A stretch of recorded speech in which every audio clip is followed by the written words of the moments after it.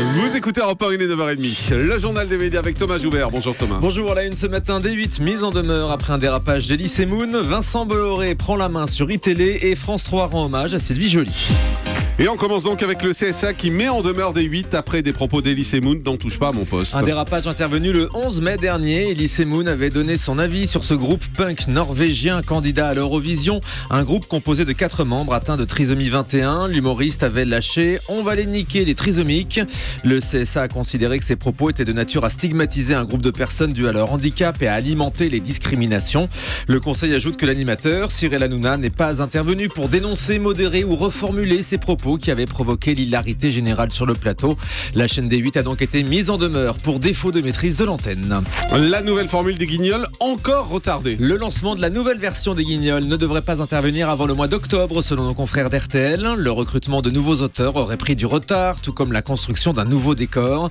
L'émission ne prendra plus la forme unique d'un faux JT, mais se déroulera dans une salle de rédaction. Comme on vous le disait dès vendredi, la marionnette de PPD a été évincée, ce qui a suscité une réaction de Patrick Poivre d'Arvor. Sur son compte Twitter, le journaliste a adressé un message à son double de latex. Adieu mon ami virtuel, je ne t'ai peut-être pas assez regardé, mais franchement à 20h50 et encrypté, j'aurais été trop perturbé.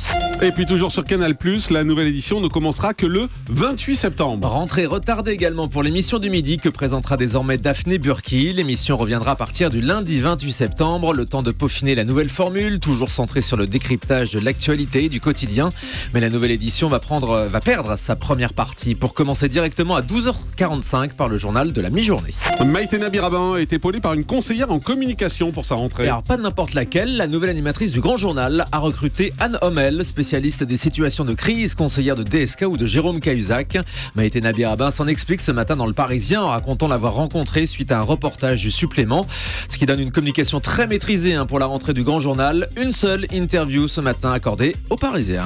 Les deux dirigeantes de la chaîne Info iTélé limogées par Vincent Bolloré. Le nouveau grand patron du groupe Canal+ continue son grand ménage. On a appris vendredi le départ de Cécilia Ragnaud, la directrice générale de iTélé, et de Céline Pigalle, la directrice de la rédaction. Pour la remplacer, Canal+ a nommé Guillaume Zeller, ancien directeur de la rédaction de Direct 8 et de Direct Matin. Il sera épaulé par Philippe Labro dans un rôle de conseil et d'expertise. La chaîne sera prochainement rebaptisée CNews. Et cette nomination fait déjà des remous. La Société des journalistes de iTélé a fait part de sa vive émotion dès vendredi. Et ce week-end, le comité d'éthique de iTélé a démissionné. Un comité composé de plusieurs personnalités qui dénoncent la mainmise de Vivendi sur la rédaction et la ligne éditoriale de iTélé. Énergie 12 fait un premier bilan des audiences de l'Académie des Neufs. Le jeu de Benjamin Castaldi a du mal à atteindre les 200 000 téléspectateurs chaque soir en access. Invité de la médiasphère sur LCI, le directeur du pôle TV d'énergie, Vincent Broussard, n'a pas caché sa déception, mais continue d'y croire. Écoutez.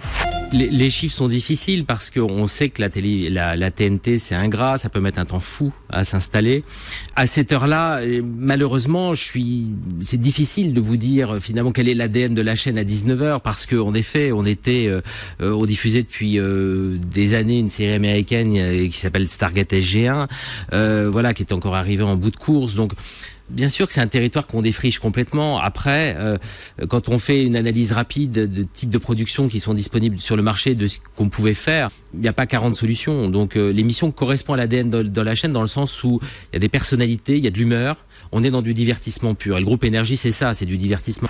Voilà, et on continuera à suivre les audiences toute la semaine, bien évidemment. France 3 va rendre hommage à Sylvie Joly ce soir en prime. La chaîne déprogramme le film La Maison du Bonheur avec Danny Boone pour diffuser une émission spéciale d'Henri-Jean Servat qui reviendra sur la carrière de Sylvie Joly, décédée vendredi. Et puis information exclusive, France 3 prépare une autre émission spéciale autour de Sylvie Joly.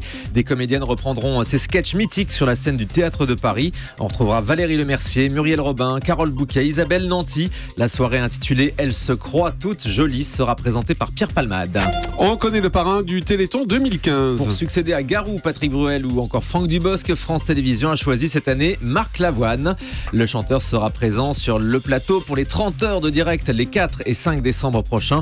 Un plateau de nouveau installé sous une bulle géante sur le Champ de Mars à Paris. J'adore Marc Lavoine.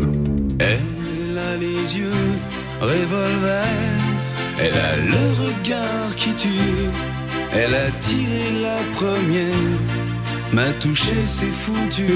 Elle a les Marc Lavoine, donc nouveau parrain du Téléthon. Le célèbre talk show d'Hélène de Généresse, bientôt diffusé en France. C'est la chaîne Dune sur le câble et le satellite qui proposera aux téléspectateurs français la version originale sous-titrée en français du Hélène Show.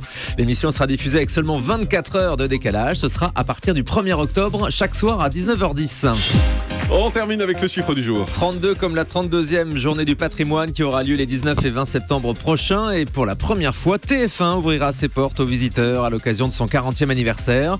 Vous pourrez donc découvrir les coulisses de la célèbre tour de Boulogne-Billancourt. Entrée gratuite de 9h à 19h les 19 et 20 septembre prochains. Vous faites bien les petites annonces comme ça. Entrée Entrée gratuite. Allez, venez nombreux.